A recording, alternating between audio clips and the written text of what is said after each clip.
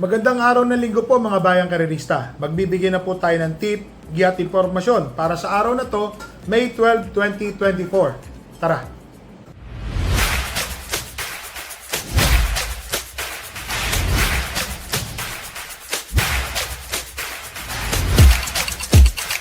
So mga bayang karerista, sa lahat po ng mga mothers dyan, Happy Mother's Day po sa inyong lahat. So sa mga nangangarerang nanay, sa mga nag-aaruga, sa mga kareristang tatay ng mga nanay na Happy Mother's Day po, na parati po tayong pinagbibigyan para makapataya sa karera or makapag-bet. So ulitin ko po, Happy Mother's Day po sa lahat po ng mga mothers po. So dito po sa araw ng linggo, meron pong inandang 7 races po. Ang Metro Manila Turf Club. Lahat po ng distansya is 1,200 meter race. Ito lang po, mabanggit ko po. Sa wakas, kahapon, umulan po ng maganda sa Malbar. Lumabig na po ang pista. At least kahit papanin, pagkakadilig talaga sumiksik na po siya. So magbabago na po yung mga takbuhan, mga kondisyon ng kabayo. Iba po yung kahit papano umulan at nabasa ng gusto. So tingin natin, medyo positive outlook tayo na walang madidisgrasya, aataking kabayo. Alam niyo na, nakaraan, so sobrang init. So yun po. So ang start time po ng karera ay sa ganap na alas 5:30 ng hapon. So dito po sa race number 1, 8 runners po. Ang distansya po lahat, 1,200 meter race. Rating 5 split placers po ito. Dito po ako sa entry number 2, first choice ko po, Princess Serena. Medyo love-love Galieta po ang papatong dyan. Para sa akin po, malaki po ang panalo niyan. Ang second choice ko po dito, itong entry number 1, matuling kabayo, Happy Julian. Ang ganda po ng numero. So tingin ko po, mauuna na po ito. Nasa balya, tuloy-tuloy na po yan. Sana po makatapos po itong kabayo na to. Kasi tinitignan po natin, always timbangan po ito. So tingin ko po, malaki rin po ang panalo nito ni Happy Julian. Ang third choice ko po, isang dramating kabayo. Ito pong entry number 5 na si Let It Shine. Minus 2 kilograms ko po siya, si JC De La Cruz po ang papatong. So kung mapapansin nyo po, lahat po ng pinili ko is mga apprentice rider. Ito pong si Let It Shine, mga bayang karerista, meron po itong bulaga na nandoon na. Ang ganda pa ho ng numero 5. Noong nakaraan po kasi mababa, pero napansin ko sa 1-4, kinukulang po eh. Ngayon po sa 1-2, baka sakali pong magbigay ng magandang laban po ito, si Let It Shine. So dito po sa race number 1, first choice po, entry number 2, Princess Serena. Second choice po, entry number 1, Happy Julian. Third choice po, entry number 5, Let It Shine. Dito na tayo sa race number 2, mga bayang karerista, milya ang karera. Ito po yung imported po ito eh. 5 kabayo, 4 ang imported, 1 local, si Mitsubishi. Gandang laban po ito. Dito pa rin ako, sosolohin ko po, 1 for the day. Entry number 2, Prime Factor. Para sa akin po, lamang na lamang po si Prime Factor, JP Hernandez po ang papatong. Tinalo na po niya ito lahat. So para sa akin po, 1 for the day. Entry number 2, race number 2, Prime Factor. So dito na tayo sa race number 3, mga bayang karerista, 8 runners po. Ang pinili ko po dito ay mga matutuling kabayo. Ang ganda po ng numero. Entry number 8, High Society. Nasa labas na po siya. Nung nakaraan po, napansin ko pag nasa balya parang alam niyo na. Pero pag nasa labas, bumbong kukuha yan, mga bayang karerista. Si High Society po, always timbangan po siya yung last 2 runs niya. Parang tersero, kwarto, yun po, nandoon po siya. So, mag-uumento po ito. Ang second choice ko po dito, yung entry number 6 na si Bukawi Rivertown.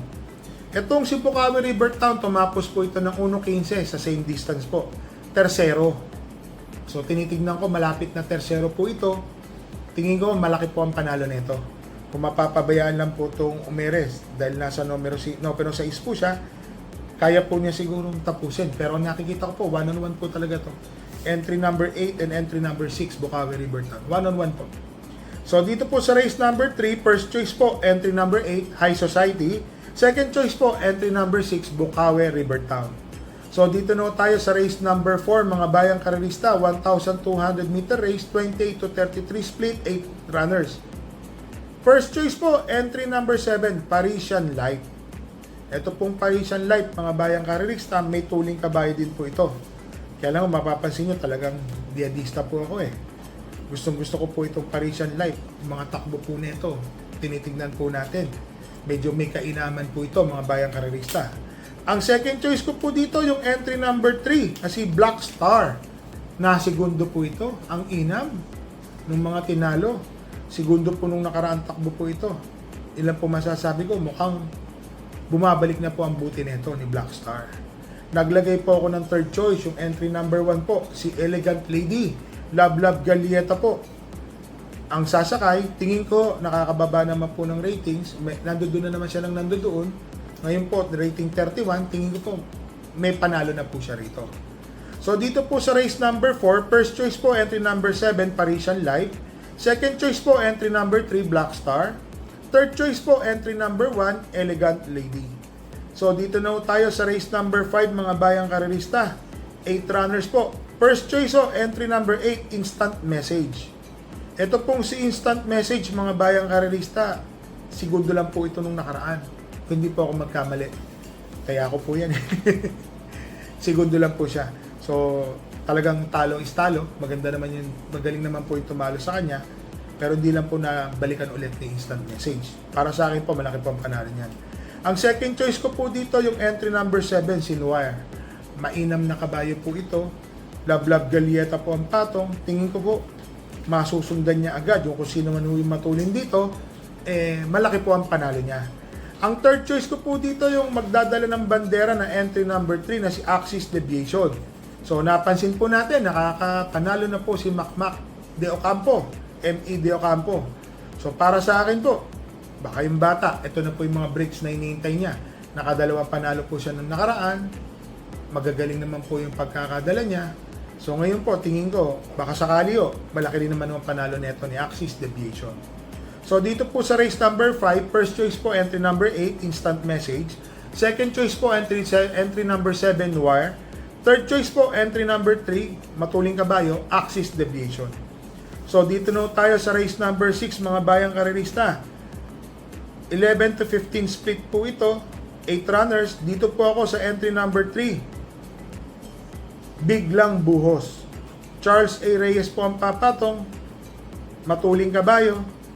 Tingin ko, wala akong makakasunod sa pacing nito. Matuling Kabayo. Ilan po masasabi ko? Tingin ko, napapanahon na para manalo po ito, si Biglang Buhos. Parang ulan yan eh. Bumuhos po ang ulan kahapon.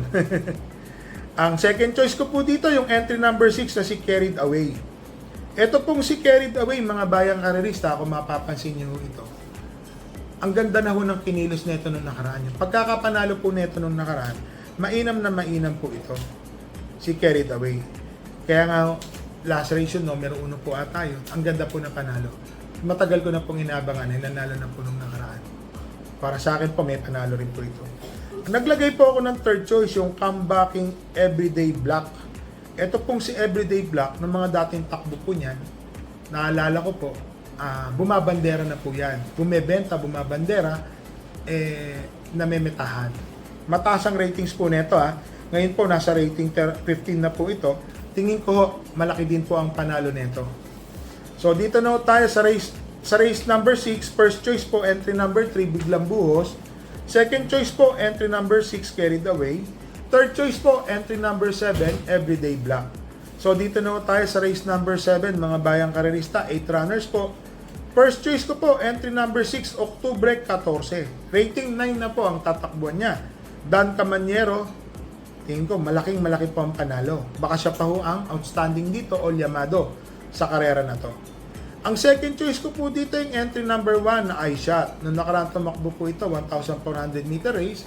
Hindi po natin alam kung ano po nangyari. Nasa numero 8 po ito. Kumuha ng balya, hindi na rin po nakaremate. Hindi naman din po siya nasasaran. Pero tingin ko po, malaki po ang panalo. Basta umunat sa balya to. Mananalo at mananalo po ito. Naglagay po ako ng third choice, yung entry number 5 po na si King Washko.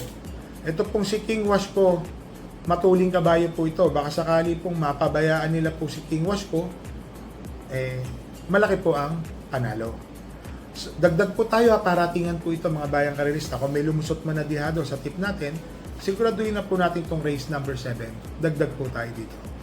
So dito po sa race number 7, first choice po entry number 6, Oktubre 14. Second choice entry number 1, iShot. Third choice po entry number 5, King Washko. So mga bayang karerista, nagpapasalamat po ako. Umulan po ng malakas. So yung pagkakaulan po, kwento ng trainer ko, nagbago po yung itsura ng mga kabayan, parang na-refresh na po sila. Matagal po yung ulan, nababad ng gusto yung pista, pati po yung init ng semento. So tingin ko maganda po mga ikikilos, mga kabayo po ngayon. Yun po talaga eh. So mga bayang karerista, ulitin ko lang po Mother's Day po.